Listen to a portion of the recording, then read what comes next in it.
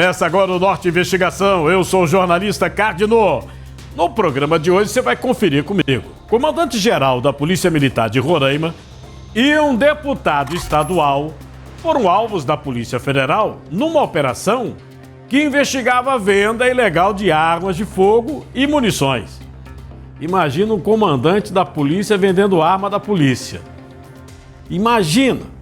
E na nossa reportagem investigativa você acompanha casos de feminicídio que marcaram os estados da região norte do Brasil. A nossa equipe conversou com exclusividade com familiares de mulheres vítimas do crime. Olha só, somente em 2023 o Fórum Brasileiro de Segurança Pública identificou 1.467 mulheres que foram vítimas de feminicídio. É o maior número já registrado no país. Na região norte, estados como Acre, Tocantins, Rondônia estão acima da média nacional. Acompanhe os detalhes. A cada 15 horas, uma mulher é vítima de feminicídio no Brasil. É o que revela uma pesquisa feita pela Rede de Observatórios da Segurança. Em 2023, pelo menos 586 mulheres foram vítimas de feminicídio no país. No Amazonas, Débora da Silva Alves, de 23 anos, foi brutalmente assassinada em agosto de 2023. A jovem ficou desaparecida por uma semana e foi encontrada morta em uma área de mata na zona leste de Manaus. Débora estava grávida de 8 meses. O principal suspeito do crime é o vigilante Gil Romero Machado Batista. De acordo com a Polícia Civil do Amazonas, a jovem manteve um relacionamento extraconjugal com o homem. As investigações apontam que a motivação do crime seria porque o vigilante não aceitava a gravidez da mulher. Até hoje eu não sei, maldade. Não tem justificativa. Não tem justificativa, porque eu digo assim que tem tanto homem que engravida a mulher por aí, larga, abandona, por que ele não fez o mesmo, mas deixasse minha filha viva, ou então ele chegasse comigo, olha Paula, não quero sua filha, eu não quero bebê. Eu pegava minha filha e ia embora. Não precisava ele fazer tudo que ele fez. Tanta maldade com a minha filha, tanta maldade com o Arthur, entendeu? Se ele não quisesse, a gente criava, entendeu? Eu passei 8 meses todinho trabalhando, comprando as coisas do neném, comprando as coisas pra minha filha, entendeu? Cuidando da minha filha. Pra esse maldito, eu digo que ele é um maldito, vir fazer o que ele fez com a minha filha, tirar a vida da minha filha. Durante o depoimento à justiça, Gil afirmou que o bebê havia sido queimado junto com a mãe ainda na barriga, mas voltou atrás e falou que retirou a criança do corpo da mãe, já morta, e jogou no rio. No depoimento dele, ele diz que ele pegou o neném, botou no saco de estopa, botou entulho e pegou uma moto, foi até o Porto da Ceasa. Do Porto da Ceasa, ele pegou um catraeiro e jogou no meio do rio. Aí eu falei pra doutora, ele não fez isso. Ela disse, se ele fez, a senhora viu onde que tá? Eu digo, ele não fez. Eu falei pra doutora Débora, ele não fez. Ela disse assim, e eu digo, e o neném tá lá. E ela disse assim, não tá, mas a gente procurou. Eu digo, o neném tá lá. E eu tô tempando isso aqui. O que me dói mais foi quando eu cheguei lá no local e vi que ele deixou minha filha no lixão. Como se ela fosse um lixo. Tanto meu neto quanto ela. Depois de toda a barbaridade que ele fez com a minha filha, ver o local que ele deixou ela, da forma que ele deixou ela, porque eu vi o corpo da minha filha pessoalmente. A perícia concluiu que Débora foi queimada e teve os pés cortados. Segundo a Polícia Civil do Estado, a jovem foi asfixiada com um pano amarrado no pescoço. De acordo com o monitor de feminicídios no Brasil, do Laboratório de Estudos de Feminicídios, entre janeiro e junho de 2024, 1.102 mulheres foram vítimas de tentativa de feminicídio no Brasil. Isso significa que para cada 10 mulheres mortas por violência doméstica, outras 12 continuam a ser ameaçadas pelos seus agressores. Ao longo do primeiro semestre de 2024, nós registramos 1.102 tentativas de feminicídios no país. Isso representa 55% do total de casos que registramos, ou seja, 45% dos registros são feminicídios consumados e 55% são feminicídios tentados. Essa influenciadora digital relata momentos de terror vividos na sua própria casa. De acordo com ela, o ex-marido a manteve por vários dias em cárcere privado. Ainda estava nas agressões, tapas, gritos, insultos, xingamentos, mas não na forma que finalizou. E sempre era a mesma coisa: se você me deixar, eu vou deixar sem nada, eu vou deixar ela vai ficar sem estudar, ela vai ficar sem pensão, eu não declaro nada, tudo é nome da minha irmã. E quando isso não passou mais a fazer efeito, né, eu falei, tá, eu quero separar assim mesmo, não tem problema, eu só quero sair daqui. Ele falou, não, você vai ficar comigo até o final, porque senão eu mato ela. E na madrugada anterior, ele me obrigou, me abusou sexualmente, eu estava completamente machucada de uma agressão do dia anterior. Então assim, não importava o estado que eu estava, como nesse dia eu estava coberta de sangue, com as costas absolutamente cortadas, e ele praticava o abuso. No dia do livramento, né, eu já estava há 1 mês presa naquela situação, apanhando todos os dias, todas as madrugadas, levando choque todas as madrugadas, que eu tenho manchas até hoje. Sendo martirizada todas as madrugadas, todas. Não tinha um dia que ela não me encontrasse com um hematoma novo, com um roxo novo, com um corte novo, ou não estava andando, ou não estava pegando, ou não conseguia sentar, ou não conseguia deitar. Ela relembra que foi torturada com arma de choque, chutes e vários tapas no rosto. E mais uma vez voltei para a sala, e tu vai sentar aí, tu vai beber comigo até a hora que eu quiser. E eu ali chorando, sangrando, e começou. Aí na mesa tinha o meu celular, entre aspas, né, que era praticamente dele, o meu embaixo, dele em cima, o óculos e o controle do portão. Ele sempre levantava e ia ver se a nossa filha estava dormindo. Numa dessas eu pego o controle e coloco no sutiã. E lá fico. E aí foi a outra tapa, né, choque, dava um choque assim, ficava fazendo o barulhinho do choque. E se eu tocar em ti? E ficava ali, eu chorando. Quando eu saio na porta, a cozinha era para a direita. Eu saí para a esquerda, que dava acesso ao portão de fora. E aí eu saio correndo, nesse que eu puxo o controle, abro e saio gritando. Acho que já era quase 3 horas da manhã. E eu começo a gritar pedindo socorro. E aí ele não sai no portão, ele fica do lado de dentro. Eu não fecho o portão fica aberto. E a vizinha da frente estava na laje reunida. E ela viu, desceu, eu mostro pra ela. Digo, chama a polícia que eu tô sangrando. E eu levanto a mão, eu tô ensanguentada. Ela desce, me dá o telefone. Eu entro em contato com a minha irmã pelo Instagram. Falo mais ou menos o que está acontecendo e ele mandando eu entrar. Entra, e eu não desfocava, mandava mensagem.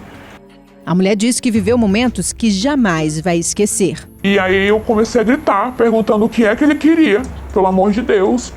E ele pegou o celular que estava do lado e tacou no chão. Aí ele veio para cima, pegou era uma toalha assim de rosto e botou no meu rosto. E eu só fui me situar do que tinha acontecido já faziam 9 dias. Eu não estava em si mais, porque foi bem grave. A sensação de que você está morrendo é horrível. A sensação de você estar morrendo sufocada e sabendo que você está deixando uma filha é pior ainda. Os números são estarrecedores, mas esse caso que nós mostramos é monstruoso. Camarada, ele mata a mulher grávida de 8 meses e ele é um réu confesso. Aí você pergunta, por que é réu confesso? Porque foi orientado por seus advogados para confessar. Para quando chegar no julgamento, que isso aí é tribunal do júri, isso se transforme numa atenuante. decisões dos tribunais de júri, onde elementos em situações parecidas são condenados a 18, 20, porque tem essa atenuante. Com 1/3 da pena, saem da cadeia. Um dos casos emblemáticos é o goleiro Bruno, ex do Flamengo, que assassinou a modelo Elisa Samúdio. Passou pouco mais de 7 anos na cadeia, foi solto. Pouco mais de 7 anos. Tem outros casos estarrecedores. E por que que ele confessou, aí você viu na reportagem, disse que tentou tirar a criança, porque senão teria mais um homicídio, porque já era uma criança. A mulher estava grávida de 8 meses. Ele matou uma mulher grávida de 8 meses e matou a criança também. Em outro país, por exemplo, Estados Unidos, tem um brasileiro preso nos Estados Unidos porque matou a mulher lá. Prisão perpétua. Nunca mais vai sair da cadeia. E você que nos assiste, está passando aí por isso, ou conhece uma mulher que esteja sendo vítima da violência doméstica, não tenha medo, viu? Denuncie através do número 180 ou na delegacia da mulher aí no seu município. Na segunda parte da reportagem, você acompanha o caso da Keila Viviane. Ela foi esfaqueada pelo ex-marido na frente da loja onde trabalhava. A nossa equipe conversou com o sobrinho de Keila. Ele estava no local do crime. Você acompanhe esses e outros detalhes na tela do Norte Investigação. Ainda na região norte do Brasil, um dos casos que chocou a população acreana foi o de Keila Viviane, esfaqueada 2 vezes pelo ex-marido em frente à loja onde trabalhava. Os golpes atingiram o peito e a virilha. O sobrinho de Keila relata que esteve no local do crime e confrontou o suspeito sobre a motivação. Então já fui direto na viatura do BOP e encontrei ele, né? Ali já se resumiu tudo. E eu só perguntei pra ele, pra que tu fez isso? Pra que tu fez isso? E ele só me olhou e não respondeu nada. E não é fácil a gente nos reunirmos para o aniversário, nos reunirmos para uma festa de final de ano e não ter mais a minha tia aqui. É difícil eu tentar conversar sobre uma namorada minha e não ter mais minha tia, que minha tia era aquela pessoa que eu literalmente contava todas as minhas experiências, né? Então é muito difícil não ter mais minha tia aqui. Rondônia é o estado da Amazônia Legal com mais casos de feminicídios registrados em 2022. A média é de 3 mortes por 100 mil mulheres, um número 2 vezes maior que a média nacional. Tocantins é um dos primeiros nas estatísticas de feminicídio na região norte. O delegado da Divisão Especializada de Homicídios e Proteção à Pessoa, em Palmas, expõe os números registrados de feminicídio no último ano na cidade. Bem, em 2023 foram registrados 2 feminicídios. Esses 2 feminicídios foram esclarecidos. O autor acabou se suicidando, né, após cometer o crime, e o outro, a gente elucidou o caso e representou pela preventiva dele. Ele inclusive já até foi condenado, não me recordo agora a quantos anos de prisão, mas ele inclusive ele está preso e foi condenado pelo crime. Essa pesquisadora do Fórum Brasileiro de Segurança Pública destaca que as vítimas sofrem uma escalada de violências emocionais, psicológicas e verbais, que culminam no feminicídio. Um dos principais fatores de risco para esse crime é o histórico de violência doméstica anterior. E aí aqui dá para falar que, ainda que esse seja um dos principais fatores, né, não são todos os crimes que seguem esse padrão, mas é um padrão bem comum de acontecer. Então, histórico de violência doméstica, e isso porque o feminicídio ele é um crime facilmente escalável. Significa que, na maioria dos casos, o feminicídio não vai acontecer do nada. o que vai acontecer é uma série de violências cujo grau de intensidade vai aumentando até que chega-se no feminicídio. Então é comum que aconteça, por exemplo, um xingamento, depois uma ameaça, depois um tapa, um empurrão, um soco, até que se escala e chega no feminicídio. A delegada adjunta da Delegacia de Homicídios e Sequestros do Amazonas explica como os casos de feminicídio se originam e destaca os padrões recorrentes nesses crimes. O que nós temos bem delimitado, ele é um padrão desse agressor, é que o feminicídio ele é um crime que ele não é um evento único de violência, nenhum relacionamento, né? Como a maioria dos feminicídios ocorre dentro da questão da violência doméstica, a gente vê que esse evento ele não é único. Essa vítima ela já sofre uma vasta gama de abusos, desde abusos psicológicos, morais, né, físicos. E esse homem que pratica o feminicídio, ele é um agressor há algum tempo já. Ele já apresenta esse comportamento violento.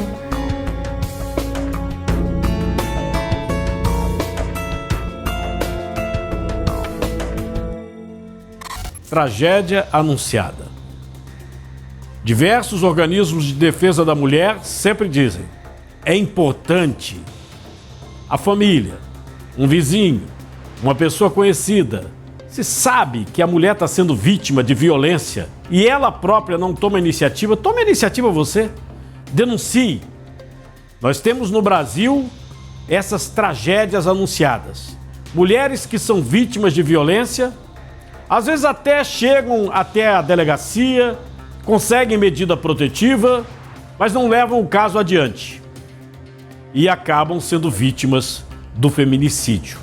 Se você conhece um caso, denuncie. É a delegacia mais próxima, no número 180. Não fique calado, não deixe mais uma mulher ser vítima. O presidente da República assinou uma nova legislação sobre feminicídio, estabelecendo pena mínima de 20 e a máxima chegando a 40 anos de cadeia. Não sei se vai melhorar, não sei se vai resolver. Essa legislação não é retroativa. Ela só funciona para os casos que acontecerem a partir de agora. E no quadro De Olho no Norte, é hora de ficar informado com os principais acontecimentos da semana em Roraima, Rondônia, Brasília. Vamos lá, De Olho no Norte!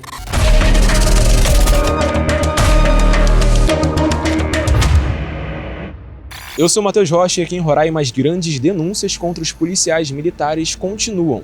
Recentemente, um sargento foi preso por praticar estupro contra as próprias filhas menores. Na ocasião, os investigadores encontraram ainda material pornográfico em posse do PM. Porém, as denúncias em relação aos agentes públicos continuam. Na última quarta-feira, o comandante da Corporação Miramilton Goiano foi alvo de uma operação da Polícia Federal. Ele é acusado de comandar uma intensa negociação de venda e tráfico de armas e munições ilegais aqui no estado. Já o deputado estadual Harrison Barbosa também está sendo apontado como um dos envolvidos nas atividades ilícitas, comandada por Miramilton e os filhos que também são policiais. Em 2020, o parlamentar foi um dos alvos da Operação Alésia, deflagrada pela Polícia Federal, que também desarticulou uma organização criminosa no âmbito do sistema prisional. Na época, os investigados foram apontados pela suposta prática dos crimes de organização criminosa, garimpo ilegal e lavagem de dinheiro. Agora eu volto com você no estúdio com mais informações em Rondônia. O Ministério Público de Rondônia investiga possíveis irregularidades no 21º Festival Folclórico Duelo da Fronteira, realizado em Guajará-Mirim no ano de 2023. Entre as falhas apuradas estão a comercialização indevida de camarotes, falta de prestação de contas e ausência de chamamento público para selecionar a entidade organizadora. Segundo a ação de improbidade administrativa, a Associação Aragi foi escolhida sem avaliação técnica e sem possuir estrutura administrativa para gerir recursos públicos, além de estar em dívida com o município, o que fere recomendações da Promotoria de Guajará-Mirim. O MP também aponta a falta de transparência na utilização dos recursos e solicita a devolução dos valores públicos, proibição de novos repasses para a associação e aplicação de sanções com base na Lei de Improbidade Administrativa. E em resposta, o Tribunal de Justiça negou o pedido de urgência para cancelar o festival deste ano, alegando não haver comprovação de impedimentos. O evento, marcado pela disputa cultural entre os boi-bumbás Flor do Campo e Malhadinho continua com a programação oficial mantida pelo governo de Rondônia. O De Olho no Norte agora segue para Brasília. A Comissão de Constituição e Justiça aqui do Senado Federal aprovou nesta quarta-feira o plano de trabalho para a regulamentação da reforma tributária. Esse plano foi apresentado pelo senador amazonense Eduardo Braga, do MDB. Ele que é o relator da proposta aqui no Senado Federal. Durante a comissão, o senador propôs 11 audiências na comissão, além de 2 sessões plenárias temáticas para poder debater o texto e viabilizar a votação. O senador amazonense afirmou que o texto da regulamentação da reforma tributária é muito complexo e que vai ser preciso ouvir representantes e governadores dos municípios para poder ter um texto que represente a melhoria. O Brasil e os brasileiros não suportarão aumento de carga tributária, muito pelo contrário. O que nós queremos é combater a sonegação e, com isso, ampliar a base e fazer com que, ao longo do tempo, caia os impostos. Braga destacou que será preciso dialogar também com o governo federal para poder entrar em consenso entre os poderes legislativo e executivo. Há expectativa de que o texto seja votado ainda em dezembro deste ano no plenário do Senado Federal. Se for aprovado, a reforma tributária vai mudar o modelo de cobranças de impostos no Brasil e substituir os 5 impostos cobrados atualmente por outros 3 modelos. A você que acompanha o Norte Investigação, muito obrigado por sua audiência. Você da região norte, você de todo o Brasil, mande sua denúncia, sua sugestão. Olha o nosso WhatsApp, 92, o prefixo 99297-2401. Próxima semana estaremos de volta. Nos acompanhe pelas nossas redes sociais, portalnorte.com.br e pela Rádio Norte FM. Muito grato.